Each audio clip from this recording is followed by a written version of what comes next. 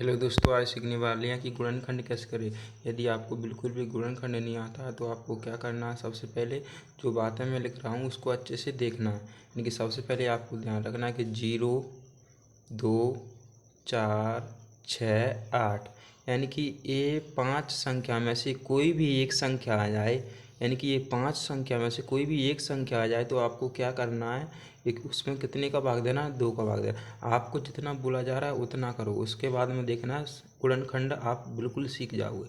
0, 2, 4, 6, 8, यानी कि इनमें से कोई भी एक संख्या के पीछे कोई भी अंक आ जाए तो उसमें आपको कितने से भाग देना है, 2 से भाग देना।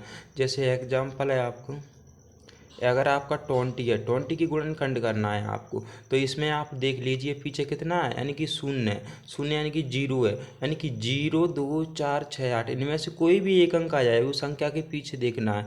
अगर एक अंक आ जाए तो कितने से भाग देना, 2 से भाग देना। आप कितनी भी संख्या लिख लीजिए, यानी कि 98 है, जैसे 98 का गुणनखंड करेंगे तो पीछे कितना 8 है, यानी कि 8 आएगा तो 2 से। सबसे पहले आपको क्या करना है, 2 से भाग देना। अब इसे पता करना है ना, अगर आपको ये पता करना आ गया कि कितने से भाग देना तो आप गुणनखंड सीख जाओगे। तो सबसे पहले ये इसमें 8 आया है तो 8 में कितने का भाग देना, 2 का। तो आप अपने रफ के पीछे जाओ और रफ के पीछे जाके आपको यहाँ पर 98 लिखना है। 98 लिखने पे आपको कितने से भाग देना, 2 से भाग देना। 2 चौक 8। अगर आपको भाग करना आता है तो गुणनखंड जल्दी ही सीख जाओगे। 2 चौक 8, एक उतार लिया 8 का, 2 नम में 18। अब कितना आया यहाँ पर, 49 आया। अब यहाँ पर आपने कितने का भाग दिया, 2 से भाग दिया। यानी कि पहले आपको सबसे छोटे छोटे गुणनखंडों की प्रैक्टिस करना है। मैं आज दे रहा हूँ आपको सिर्फ 2 से कटने वाले भाग दे रहा हूँ। कितने से, 2 से, जिसमें 2 2 का भाग जाएगा उसी गुणनखंड को दूंगा, तो आपको उसी की प्रैक्टिस करना है।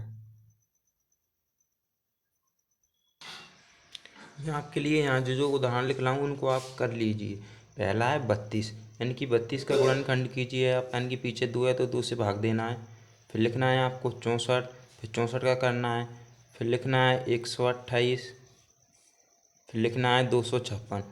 आपको इन चारों की क्या करना है, प्रैक्टिस करना है। आपको इन चारों की प्रैक्टिस करना है। अगली वीडियो में आपको बताऊंगा, जैसे 3 का आ जाए, 5 का आए, 7 का, अगली से सिर्फ आपको आज सीखना है 2 वाला, यानी कि 2 वाला सीखना है, यानी कि 2 से कैसे गुणनखंड करें।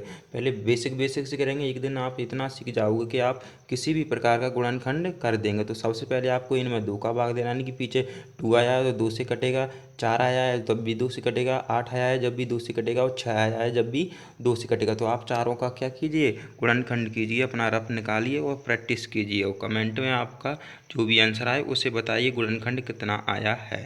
तो मिलते हैं अगली वीडियो में।